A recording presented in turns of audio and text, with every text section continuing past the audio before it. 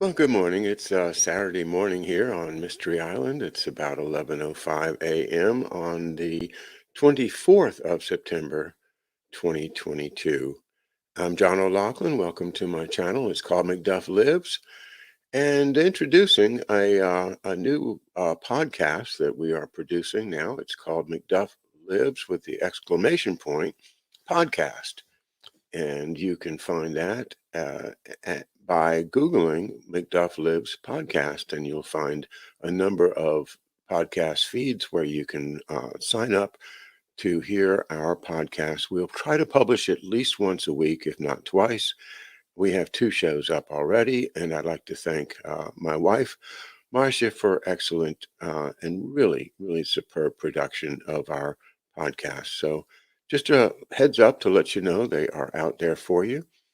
Hello, folks. There's four people with me, which is more than I thought I'd get. I just had a sudden urge to get moving on this book, um, The Devil's Chessboard by David Talbot. I started it over a week ago, and then due to some just some health issues, I wasn't able to get it read.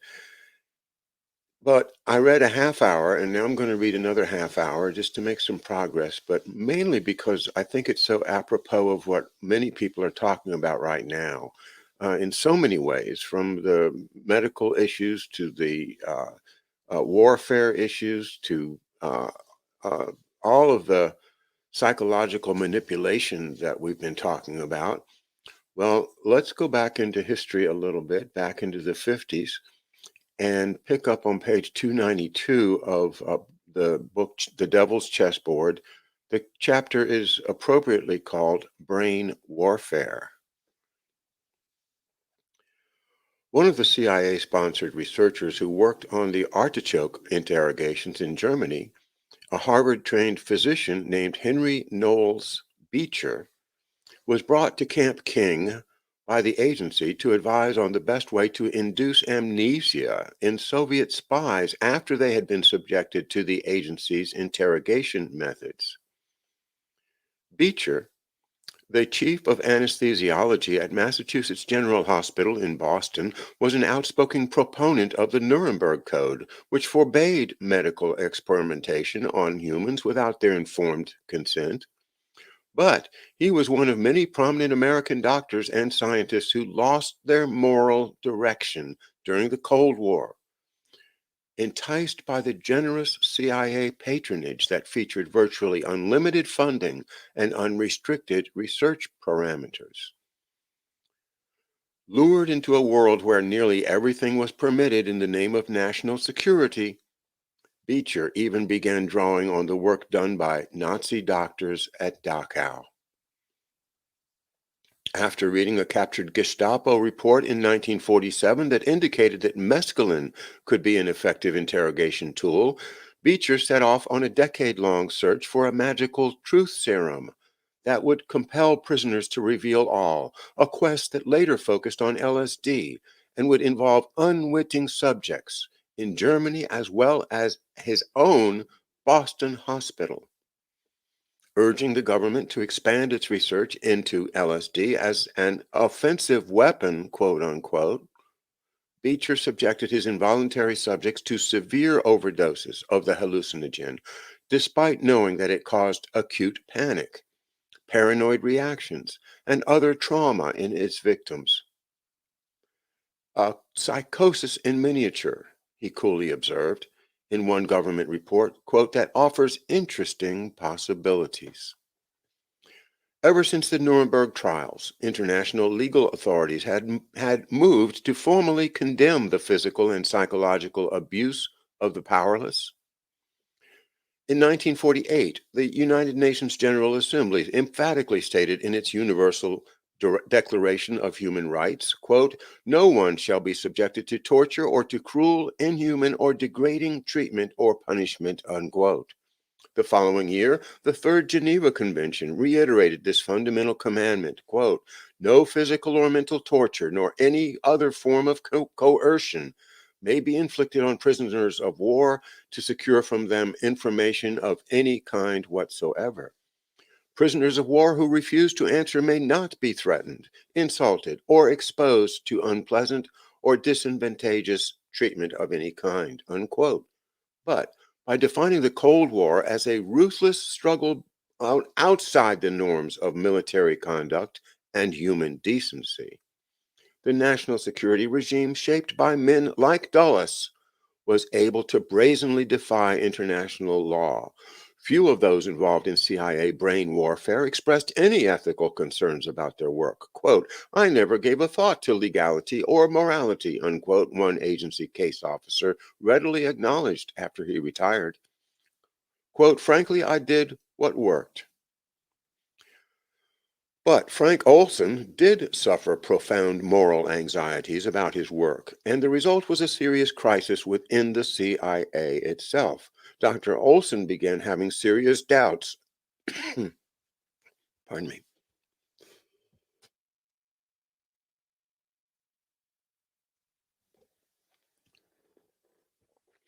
Dr. Olsen began having serious doubts after traveling to various CIA research centers in England, France, Norway, and West Germany, and observing the human experiments being conducted at those black sites. Olsen's trip to Germany in summer 1952, during which he visited Haus Waldhof, that's Hauswaldhof, a notorious CIA safe house on a country estate near Camp King, left him particularly shaken. Soviet prisoners were subjected to especially severe interrogation methods at Haus Waldhof, which sometimes resulted in their deaths. The cruelty he witnessed reminded Olsen of Nazi concentration camps. After returning home to the United States, Olsen began wrestling with his conscience, according to his wife and colleagues. Quote, he had a tough time after Germany. Drugs, torture, brainwashing, unquote, recalled Norman Korneuer, a Camp Detrick researcher with whom Olsen had worked on projects that had once made him proud, like designing protective clothing for the soldiers landing at Normandy on D-Day. Olsen and Korneuer, that's Cournoyer, Korneuer, had also collaborated on projects that made them less proud. After the war, they had traveled around the United States, supervising the spraying of biological agents from aircraft and crop dusters. Some of the tests, which were conducted in cities like San Francisco, as well as rural areas in the Midwest, involved harmless chemicals, but others featured more dangerous toxins. In Alaska, where the two men sought to stage their experiments in an environment that resembled wintertime Russia. Quote, we used a spore which is very similar to anthrax, unquote, Korneuer recalled. Quote, so to that extent we did something that was not kosher, unquote. One of their research colleagues, a bacteriologist named Dr. Harold Batchelor, learned aerial spray techniques from the infamous Dr. Kurt Blome, director of the Nazis' biological warfare program. Years later, a congressional investigation found these open-air experiments conducted by Camp Detrick scientists, quote, appalling, unquote. Olsen began to worry about how his airborne spray research was being utilized by the military. His wife, Alice, said that in addition to being deeply disturbed by the interrogation procedures he witnessed in Germany, her husband was also haunted by the suspicion that the United States was practicing biological warfare in Korea. By the time he returned from Germany, Olsen was suffering a moral crisis, according to his family, and was seriously considering abandoning his science career and becoming a dentist. Olsen's objections to the CIA's brain warfare research apparently began to raise alarms within the Camp Detrick bureaucracy. One document in Olsen's personnel file, dated after his return from Germany, indicated that his behavior was causing, quote, fear of a security violation. In November 1953, before Frank Olsen could change his life, he became one more unwitting victim of CIA's mind control program. A week before Thanksgiving, Olsen and several other SO division, that's Special Operations Division, scientists were invited to a weekend retreat at a secluded CIA facility near Deep Creek Lake, a lushly forested resort area in western Maryland. The scientists were greeted by Sidney Gottlieb, the chief wizard of the CIA's Magic Potion Division, the technical services staff. Gottlieb was one of the agency's more unique characters, a stuttering, club-footed biochemist whom friends described as a kind of untethered genius. Despite his infirmity, Gottlieb threw himself into such passionate, if unlikely, recreations as folk dancing and goat herding. The son of Orthodox Hungarian Jews, he rejected Judaism and spent his life searching for his own form of enlightenment, experimenting with Zen Buddhism and becoming an early celebrant in the cult of LSD. Gottlieb devoted himself enthusiastically to the CIA's mind manipulation program, subjecting hundreds of unsuspecting Americans to experimental drugs. Now, what are the odds that my dad was one of them?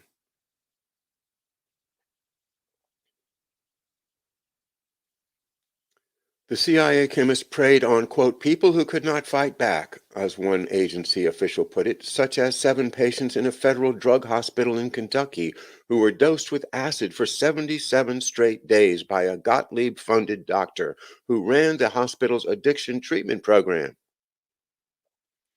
Gottlieb also excelled at cooking up rare toxins and clever delivery mechanisms in his laboratory to eliminate the people the CIA deemed political enemies. Gottlieb strongly adhered to the Dulles ethic that there were no rules in war. Quote, we were in a World War II mode, said a CIA psychologist who was close to Gottlieb. Quote, the war never really ended for us, unquote. Well, why not? Why didn't the war end? For everybody. Why didn't the war end for you, CIA psychologist? Why did you guys keep it going?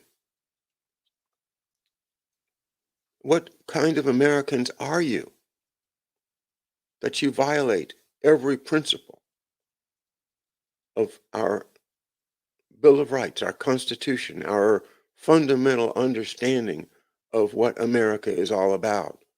What kind of people are you? You've deprived yourselves of a conscience, and you've deprived America of thousands and thousands of good people.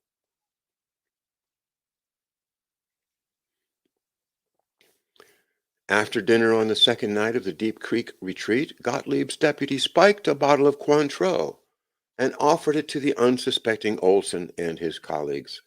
It was the beginning of a nightmarish ordeal for Olsen, which would end a week later when the scientist went crashing through the window of the 10th floor hotel room in Midtown Manhattan, where he was being held by the CIA, and plunged to his death. After being dosed at Deep Creek, Olsen never seemed to recover. He remained anxious and confused throughout the week leading up to his fatal fall.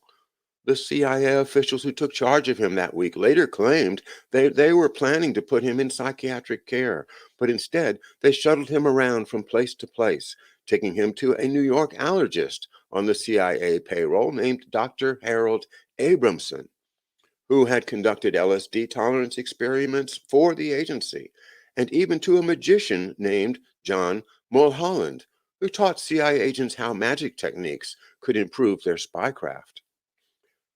As the days went by, Olsen became increasingly agitated, telling Dr. Abramson, not without reason, that the CIA was trying to poison him. Shortly after Olsen fell to his death from the Statler Hotel, now the Hotel Pennsylvania, someone placed a brief phone call from the scientist's home to Dr. Abramson. Quote, well, he's gone, unquote, said the caller. Well, that's too bad, Abramson responded, and then the caller hung up. Agents from the CIA's Office of Security, the department made up of former FBI agents and cops that cleaned up the spy agency's messes, quickly descended on the hotel, nudging aside New York police investigators. James McCord, known for his role in the Watergate break-in, was one of the security agents who took charge of the Olsen, quote, investigation for the CIA. The agency termed Olsen's death a suicide, the tragic end of an emotionally unstable man, and the case was buried for over 2 decades. In 1975, the case resurfaced during the Rockefeller Commission investigation of CIA abuses ordered by President Gerald Ford. Olsen's widow and grown children were invited to the White House by President Ford, who apologized to them on behalf of the government. The Olsen case would become enshrined in history as one of the more outrageous examples of CIA hubris and mad science. But as the years went by, the Olsen family became convinced that Frank Olsen's death was more than simply a tragic suicide. It was murder. Quote, Frank Olsen did not die as a consequence of a drug experiment gone awry, the family declared. He died, they said, because he knew too much, and he had become a security risk. In 1994, Frank's eldest son, Eric, decided to have his father's body exhumed and a second autopsy performed. The team of pathologists was led by James Starrs, professor of law and forensic science at George Washington University. The panel, with one dissenter, found evidence that Olsen had suffered a blunt force trauma to the head and a chest injury before his fall. Evidence that was called, quote, rankly and starkly suggestive of homicide, unquote. While acknowledging that his team had not found any smoking gun, Starrs told the press, quote, I am exceedingly skeptical of the view that Dr. Olsen went through the window on his own.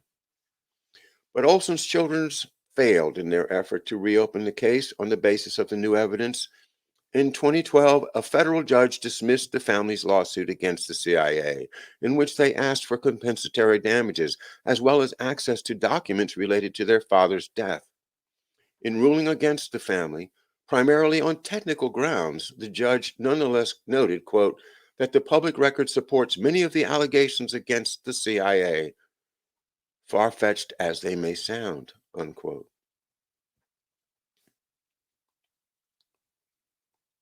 Allen Dulles was coldly efficient when it came to ridding his agency of security problems.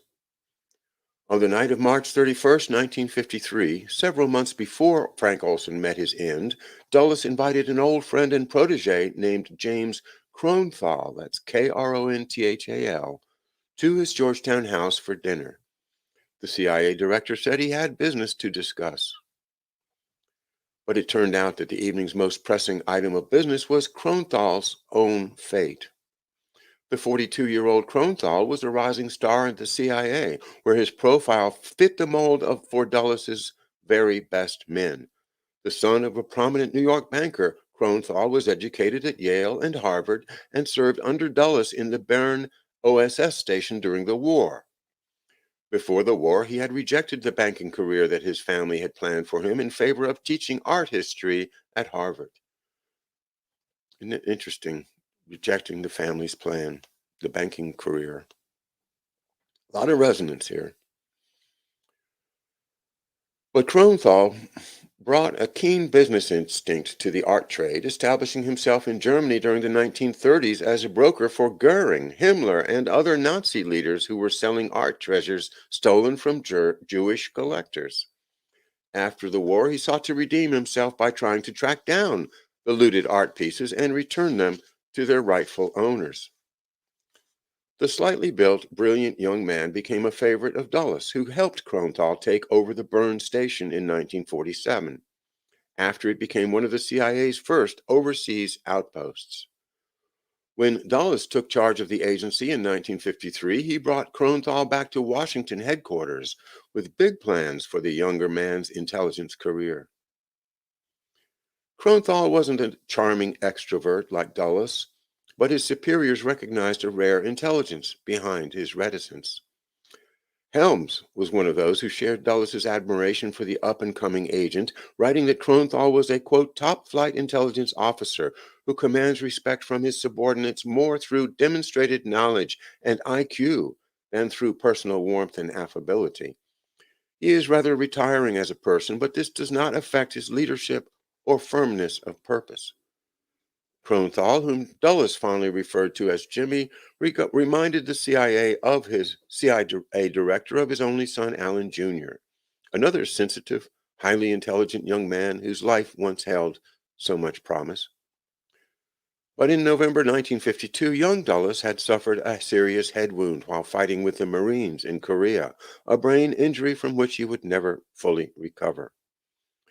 For the rest of Dulles's life, his son would rotate in and out of hospitals, sanitariums, and private nursing care, growing increasingly remote from his father. And on that night in March 1953, Dulles would also lose Kronthal, a man the spy master had considered a member of the family and even a possible successor. Kronthal's proclivity for the espionage game derived in part from a lifetime of hiding his own personal secrets. He was a gay man with a weakness for young boys. The Gestapo discovered his sexual tastes while he was working in the German art market before the war. Later, while Kronthal was running the CIA station in Bern, the NKVD, the Soviet secret police agency, got access to Kronthal's Gestapo files after penetrating the Galen organization. Isn't it obvious the Soviets had penetrated the Galen organization from the beginning? And is it not likely that Henry Heinz Kissinger was quite aware of that? So much treason, so little time to unpack it. All right, those are my comments, not the book. The Soviets set up a honey trap for Kronthal in Switzerland with Chinese boys as bait. He was secretly filmed and blackmailed, and by the time he returned to Washington in May 1952, Jim Kronthal was a double agent in the iron grip of the NKVD. It was Colonel Sheffield Edwards, the former Army intelligence officer who ran the CIA's Office of Security, who informed Dulles that his protege had been turned. Edwards's internal security department was tasked with protecting the CIA against enemy penetration. The security unit was also in charge of what was delicately called, quote, enforcement, unquote, providing the muscle to eliminate any potential threats or embarrassments to the agency.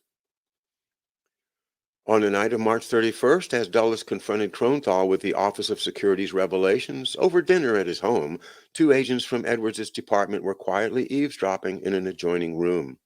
The sense of betrayal was certainly overwhelming for Dulles, but the CIA director, whose fits of rage were legendary, held his fury in check that evening.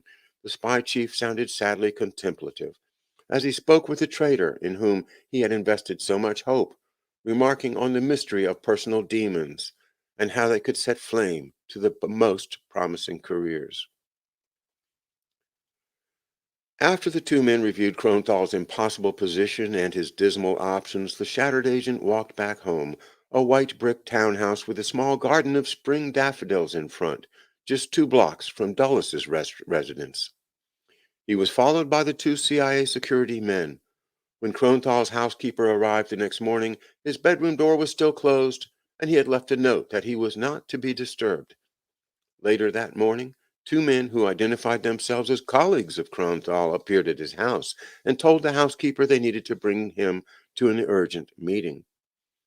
When they opened his bedroom door, they found a lifeless Kronthal splayed across his bed, fully clothed, with an empty vial near his body. The investigation into Kronthal's death was quickly taken over by Lieutenant Lawrence Hartnett of the Washington, D.C. Metropolitan Police, a homicide detective with a history of helping tidy up CIA-related problems. Hartnett revealed that Kronthal had left a letter for Dick Helms, in which he revealed that he was mentally upset because of pressure connected with work, as well as a letter for Dulles. An autopsy concluded that Kronthal had taken his own life, but the report left more questions lingering than it answered, failing to determine the cause of his death or the contents of the vial found in his bedroom. Sometime before his death, Kronthal had mailed a letter to his sister revealing his homosexuality, which came as no surprise to her, and referring to the tremendous difficulties that his sexual identity posed for him. He then signed off in a perplexing way. Kronthal's final words to his sister were, quote, "I can't wait till 1984. Love, Jim," unquote. Was it his mordant way of saying that for him, Big Brother's suffocating authoritarianism was already an unbearable reality? The James Kronthal case was, like the Frank Olsen matter later that year, another mess the Dulles Office of Security had to clean up. If Kronthal's death was a suicide, it appeared to be assisted. That is what one high-ranking CIA official, Robert Crowley, later suggested. One way or another, said Crowley, who was interviewed after he retired by journalist Joseph Trento, Kronthal was induced to do the right thing for the good of the agency and of the men who had been his professional benefactors. Quote, Allen probably had a special potion prepared that he gave Kronthal should the pressure become too much, unquote. Crowley speculated Dr. Sidney Gottlieb and the medical people produced all kinds of poisons that a normal post-mortem could not detect, unquote. Dulles never spoke in public about Kronthal after he was gone. Kronthal's sister's efforts to extract more information from the CIA about his death proved futile. The press made little effort to investigate the case. James Kronthal was dropped down the dark well where CIA complications disappeared.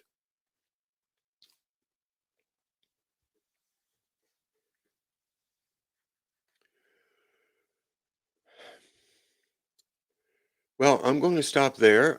Just a half hour of reading to make up for a little bit that I missed a week ago.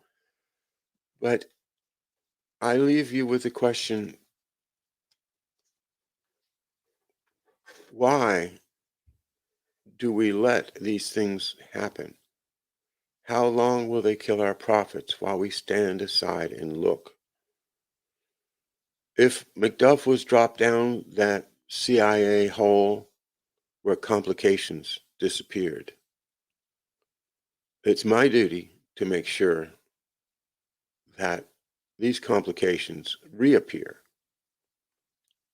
and that McDuff does live and that this country faces up to the horror of Allen Dulles, Sidney Gottlieb, Richard Helms, Frank Wisner, James Angleton, Richard Bissell. Face the horror, clean it up, and let's recover our dignity, our self-respect, and our republic. Thank you.